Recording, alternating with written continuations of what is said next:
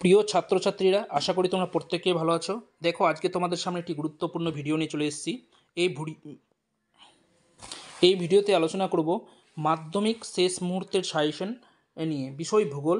তো ভূগোল বিষয়ের মান 5-এর প্রশ্ন নিয়ে এই ভিডিওতে আলোচনা করা হবে। দেখো, এর আগের ভিডিওতে মান 3, মান 2-এর প্রশ্ন নিয়ে আলোচনা করা হয়েছে। তোমরা যদি না দেখে থাকো তাহলে অবশ্যই তোমরা সেই ভিডিওগুলো দেখে নেবে এবং প্রশ্ন যেগুলো রাখা হয়েছে সেই প্রশ্নের উত্তরগুলো পড়ে নেবে। দেখো, টার্গেট একটাই, প্রত্যেককে 75% অর্থাৎ 75% নাম্বার পেতেই হবে। তার জন্য যতটুকু তোমাদের পরিশ্রম করতে হয় তোমাদের করতে হবে, কেননা টার্গেট একটাই, প্রত্যেককে 75% নাম্বার পেতেই হবে।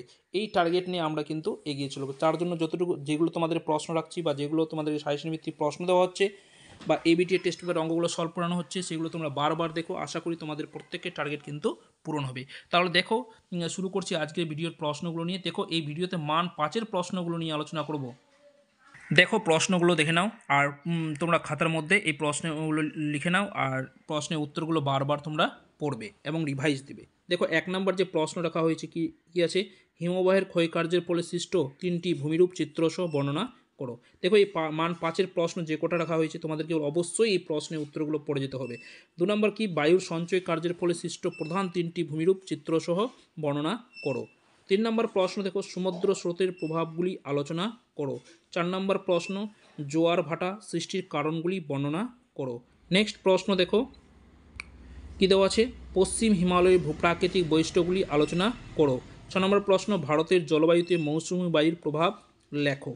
7 নম্বর প্রশ্ন, ধান, গম, কফি চাষের অনুকূল ভৌগোলিক পরিবেশগুলো আলোচনা করো। দেখো, এখানে 4টা একসঙ্গে করে দেওয়া হয়েছে, তো তোমাদেরকে বলবো 4টা তোমাদেরকে আলাদা আলাদাভাবে পড়তে হবে। এখানে দেখো একসঙ্গে হয়ে গেছে গম, ধান, গম, চা, কফি, এগুলো 4টা। দেখো, পরীক্ষা তোমাদের 4টা কিন্তু দিবে না, যে কোনো একটা দিবে। তার জন্য তোমাদেরকে বলবো এই 4টা যেখানে দেওয়া হয় ধান, গম, চা, কফি, প্রতিটার অনুকূল ভৌগোলিক পরিবেশ সম্পর্কে তোমরা পড়ে রাখবে। তারপর নেক্সট দেখো 8 দাগে কী দেওয়া আছে প্রশ্নটা, পূর্ব ও মধ্য ভারতের লৌহ ইস্পাত শিল্পের কেন্দ্রীভবনের কারণগুলি কী কী।